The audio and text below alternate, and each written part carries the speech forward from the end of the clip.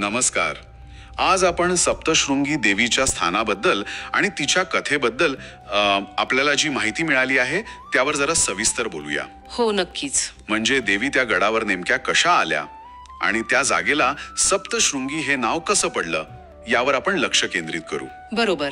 म्हणजे नावामागचा अर्थ आणि उत्पत्तीची कथा हे समजून घेण्याचा प्रयत्न करूया. तर सुरुवात स्थानापासून करू. हे ठिकाण आहे महाराष्ट्रातल्या नाशिक जिल्ह्यात वणीजवळ, बरोबर? हो, वणीजवळ. आणि माहितीनुसार गड जवळपास 4500 फूट उंच आहे. तब्बल 4500 फूट. पण उंचीपेक्षाही मला वाटतं नावाचं जे रहस्य आहे ते जास्त महत्वाचं आहे. अगदी. कारण त्या गडाच्या आजूबाजूला 7 डोंगर शिखर आहेत. 7 शिखर? हो. आणि म्हणूनच देवीला सप्तशृंगी असं म्हणतात. म्हणजे सप्त म्हणजे 7 आणि शृंग. शृंग म्हणजे शिखर. बरोबर, शिखर. काही ठिकाणी असंही मानलं जातं की ही फक्त भौगोलिक रचना नाहीये, तर ही 7 शिखरं देवीच्या शक्तीची 7 वेगवेगळी रूपं दर्शवतात. अच्छा, म्हणजे नावाचा संबंध थेट भूगोलाशी पण आहे आणि देवीच्या शक्तीच्या पैलूंशी सुद्धा. हे खूपच इंटरेस्टिंग आहे. मग देवीच्या स्वरूपाबद्दल काय माहिती आपल्याकडे? म्हणजे मूर्ती किंवा तिचं रूप कसं आहे? हो, आहे ना. माहितीनुसार सप्तशृंगी देवी ही आदिशक्तीचंच रूप आहे. आदिशक्तीचं? हो.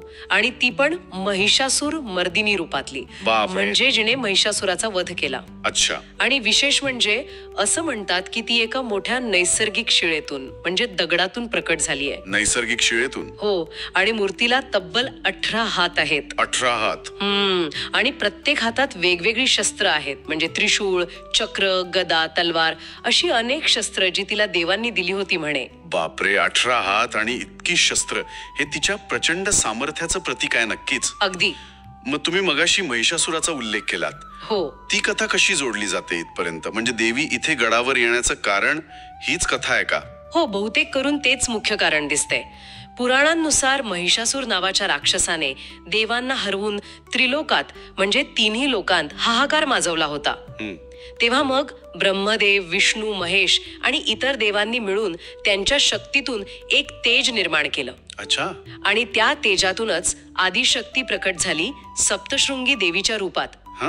मग देवीने त्या महिषासुराशी म्हणतात ना 9 दिवस युद्ध केलं. 9 दिवस? हो, घनघोर युद्ध. आणि शेवटी त्रिशूळाने त्याचा वध केला. आणि मग असं म्हणतात की या विजयानंतर आणि भक्तांच्या रक्षणासाठी त्यांच्या हाकेला प्रतिसाद म्हणून देवीने याच 7 शिखरांच्या प्रदेशात वास्तव्य करायचं ठरवलं. अच्छा, म्हणजे महिषासूर वध आणि देवीचं या गडावर वास्तव्य करणं याचा थेट संबंध आहे. अगदी. आणि म्हणूनच आजही लाखो भक्त तिथे दर्शनासाठी जातात. विशेषतः नवरात्रीमध्ये तर खूप गर्दी असते. हो, बरोबर. आपल्या माहितीमध्ये पण आहे की भक्तांची खूप श्रद्धा आहे तिथे. त्यांना वाटतं की देवी त्यांची संकट दूर करते, नवसाला पावते. काही जण तर असंही म्हणतात की त्यांना आजही तिथे देवीच्या अस्तित्वाचा म्हणजे एका जागृत शक्तीचा अनुभव येतो. म्हणजे हे एक जागृत स्थान मानलं जातं. हो, नक्कीच. तर मग या सगळ्या माहितीतून आपण काय मुख्य मुद्दे किंवा काय लक्षात घ्यायला हवं? मला वाटतं 3 गोष्टी महत्वाच्या आहेत.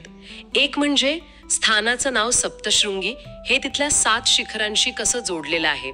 बरोबर, भौगोलिक संबंध. दुसरं म्हणजे देवीच्या इथल्या वास्तव्यामागे महिषासूर वधाची पौराणिक कथा हे कारण आहे. म्हणजे कथेचा आणि स्थानाचा संबंध. अगदी. आणि तिसरं म्हणजे देवीचं ते 18 हातांचं शस्त्रधारी महिषासूर मर्दिनी रूप ते तिचं वैशिष्ट्य आणि तिची शक्ती दाखवतं. म्हणजे स्थान, कथा आणि देवीचं रूप हे तिन्ही घटक एकमेकांशी खूप घट्टपणे जोडलेले आहेत. बरोबर. थोडक्यात सांगायचं तर सप्तशृंगी गड हे फक्त एक उंच ठिकाण नाहीये. ती एक विशिष्ट भौगोलिक जागा आहे जिथे एका मोठ्या पौराणिक विजयाची कथा घडली आणि जिथे आजही लोकांना एका दैवी शक्तीचा अनुभव येतो. हो, म्हणजे निसर्ग, पौराणिक कथा आणि लोकांची श्रद्धा यांचा एक सुंदर संगम आहे तिथे. अगदी. आणि यावर विचार करताना एक गोष्ट मनात येते की जगभरात अनेक संस्कृतींमध्ये पर्वत, शिखरं किंवा अशा मोठ्या नैसर्गिक जागांना पवित्र का मानलं जातं. हा एक विचार करण्यासारखा मुद्दा आहे. हो ना. कारण अनेकदा अशा भव्य नैसर्गिक ठिकाणांशी काहीतरी मोठी कथा, दैवी शक्तीची भावना आणि लोकांची अटूट श्रद्धा जोडलेली दिसते.